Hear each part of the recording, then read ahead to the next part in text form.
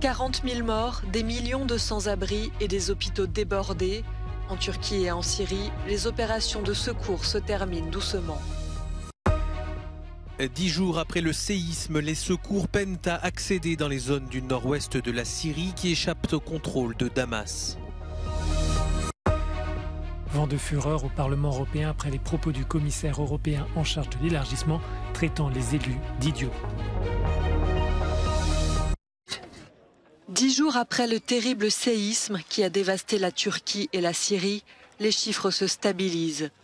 Plus de 40 000 morts. D'après le gouvernement turc, 50 000 immeubles sont détruits ou sévèrement endommagés. Parmi toutes les victimes, des millions de personnes n'ont plus de toit pour se protéger. On the 10th day since two massive earthquakes struck Turkey and Syria, rescue operations are slowly turning into recovery operations with some sporadic, miraculous news. Today, a 74-year-old woman was rescued alive after 227 hours under the rubble of her collapsed building in the city of Kahramanmaraş.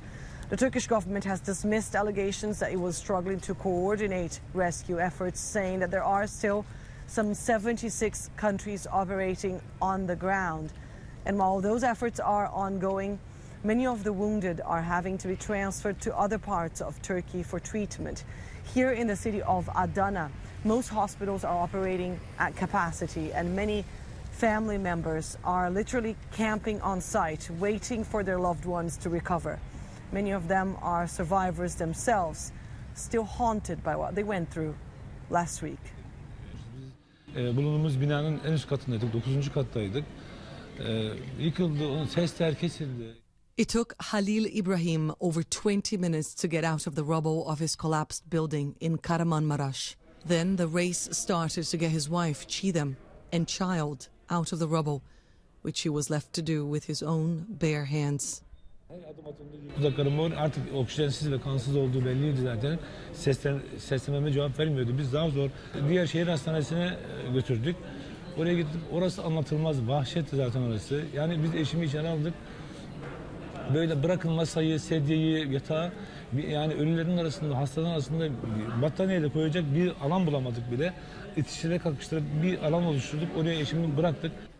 Halil's wife went through surgery yesterday and remains in ICU. Annelies Borges in Adana, southern Turkey, for Euronews. Dans le nord-ouest de la Syrie, la ville de Cenderis est en ruine depuis le séisme du 6 février. Cette zone, qui échappe au contrôle de Damas, a déjà subi 12 années de guerre civile. 10 jours après la catastrophe, les secours peinent à y accéder. Sous la pression internationale, le président syrien a accepté lundi d'ouvrir 2 postes frontières entre la Turquie et ses zones rebelles. Survivors are now facing freezing conditions without adequate shelter, heating, food, clean water or medical care. The search and rescue phase is now coming to an end. But for WHO, the task of saving lives is only just beginning. Les médecins de cet hôpital du nord-ouest de la Syrie tentent de soigner les nombreux enfants blessés dans le séisme.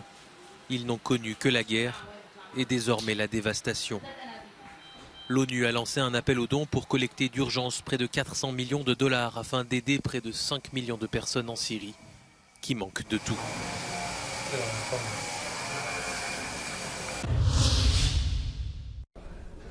Un 10e paquet de sanctions contre la Russie est sur la table. La Commission européenne a présenté mercredi ses propositions. Pour la première fois, un pays tiers est visé par ces mesures. Iran's Revolutionary Guards have been providing Russia with Shahed drones to attack civilian infrastructure in Ukraine. Therefore, we are now adding 7 Iranian entities to our dual-use regime. They are now under complete ban to sell sensitive items to Russia. La Commission estime que cette mesure aura un effet dissuasif auprès des autres entreprises et des négociants internationaux. L'institution espère que ce nouveau train de sanctions sera adopté par les États membres avant le 24 février, date du premier anniversaire du déclenchement de la guerre. L'Union européenne devrait aussi étendre ses interdictions d'exportation pour une valeur de 11 milliards d'euros afin de priver l'économie russe de technologies critiques et de biens industriels essentiels. Cette liste comprend, entre autres, des produits électroniques et des pièces de rechange pour les moteurs d'avion. Enfin, ce paquet veut aussi cibler la machine propagandiste du Kremlin. De gros problèmes mercredi pour la Lufthansa. La compagnie aérienne allemande n'assure plus le service habituel à l'aéroport de Francfort à cause d'une panne informatique. C'est le premier aéroport d'Allemagne, un des principaux en Europe. Selon un communiqué, ce sont des travaux dans la région qui perturbent le système informatique. Tous les avions de la compagnie à destination de Francfort sont envoyés ailleurs dans le pays, notamment à Munich, Nuremberg et Düsseldorf. Les passagers qui doivent prendre des vols intérieurs sont invités à prendre le train. Le groupe assure que son activité reviendra à la normale dans la journée. Silvio Berlusconi échappe une nouvelle fois à une condamnation judiciaire. Accusé de subornation de témoins, l'ancien président du Conseil a été acquitté par le tribunal de Milan ce mercredi. Le parquet l'accusait d'avoir versé des millions d'euros à des jeunes femmes en échange de leur silence dans l'affaire Ruby, du nom d'une danseuse d'origine marocaine avec laquelle Silvio Berlusconi était soupçonné d'avoir eu des relations sexuelles alors qu'elle était mineure. Procédure judiciaire dans laquelle le vétéran de la politique italienne avait déjà été également acquitté. La chef du gouvernement italien, Giorgia Meloni, s'est réjouie du jugement qu'elle a qualifié d'excellente nouvelle. Elle dérange, agace parfois, mais aussi réunit. La grève reste un instrument de lutte important pour les syndicats. Mais alors quel rôle joue-t-elle encore aujourd'hui en Europe ?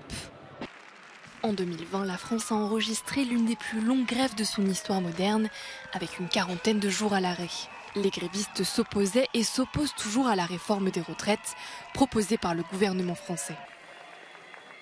Outre-Rhin, les manifestants allemands, coordonnés localement par le puissant syndicat IG Metall, ont réussi à obtenir à l'automne dernier la plus forte augmentation de salaire depuis 2008, à hauteur de 8%, et ce pour quelques 4 millions de travailleurs du secteur de la métallurgie. Negli ultimi decenni, gli scioperi sono diminuiti in tutti I paesi del nord del mondo, con episodi di conflitto intenso in alcuni paesi come la Francia, specie su istituti importanti come le pensioni. In questi casi si parla di conflitto politico. L'Italie, elle aussi, s'appuie sur une histoire syndicale importante, mais le recours à la grève est de moins en moins fréquent. Le plus souvent, on parle de journées de protestation nationale pour dénoncer les politiques gouvernementales. L'Europa ha dato il via libera, sì, perché Meloni e Giorgetti, che hanno sempre criticato l'Europa, hanno fatto una manovra che è più austerity di quella che gli chiede l'Europa. E allo stesso tempo non c'è un intervento sugli extra profitti. En novembre 2012, pour la première fois dans l'histoire européenne, une grève générale avait eu lieu pour protester contre les politiques d'austérité de Bruxelles dans plusieurs pays, dont la France, l'Italie, Chypre, la Grèce, Malte ou encore le Portugal.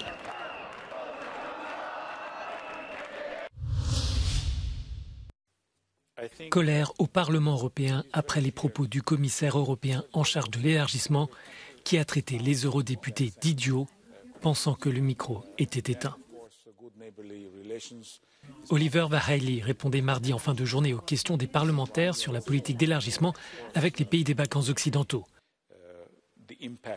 Après 1h30 de débat, le commissaire s'est assis et s'est demandé en hongrois combien d'idiots reste-t-il.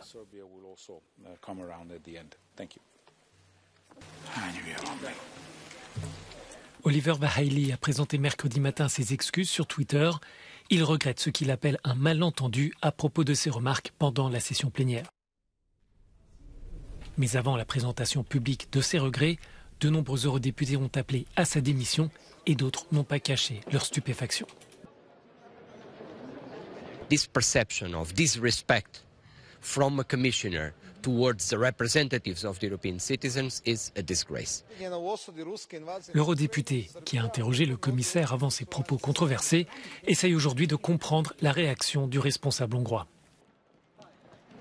The fact that I questioned how can a candidate country like Serbia also have strong ties with Russia, not imposing sanctions against Russia, this was probably what provoked him. Cette affaire reflète une fois de plus les tensions croissantes entre le commissaire et le Parlement européen.